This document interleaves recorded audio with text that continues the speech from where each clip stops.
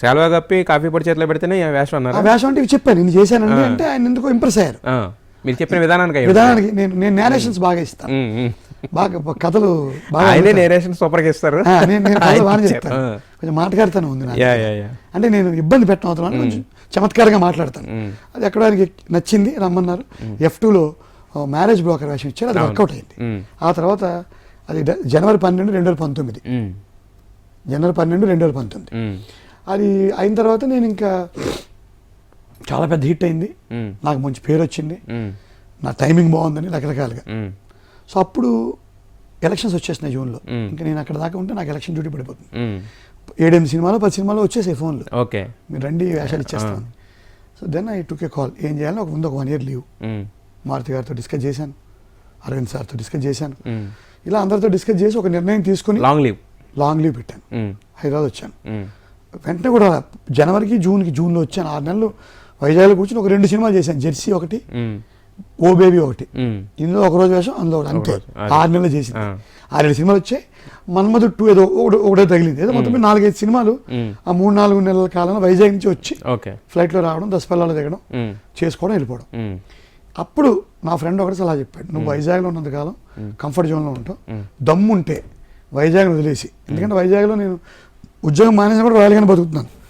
అందరూ తిడతారు, అవే ప్రభుత్వాలు వాడేసుకుంటూ, అదే స్టాఫ్ వాడేసుకుంటూ, దుర్వినియోగం, అధికార దుర్వినియోగం చేస్తూ బతికేస్తున్నాను. ఏమండి మీరు ఫ్లోలో అన్ని కమిట్ అయిపోయి చేసే పని చిన్న చిన్న అధికార దుర్వినియోగాలు చేస్తూ, ఇట్లా అధికార దుర్వినియోగాలు చేస్తూ పని చేసుకుంటున్నాను. ఆ టైంలో హైదరాబాద్ వెళ్తేనే కంఫర్ట్ జోన్లో పెట్టి హైదరాబాద్ వచ్చాను. హైదరాబాద్ వచ్చి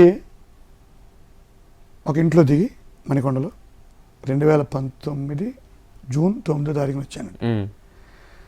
అప్పటిని రాగానే వి సినిమా వచ్చింది ఫస్ట్, మన్మధు 2 అప్పుడు వచ్చింది. ఇలా వరుసగా సినిమాలు వచ్చాయి. 2020 మార్చి 25న కరోనా వచ్చింది.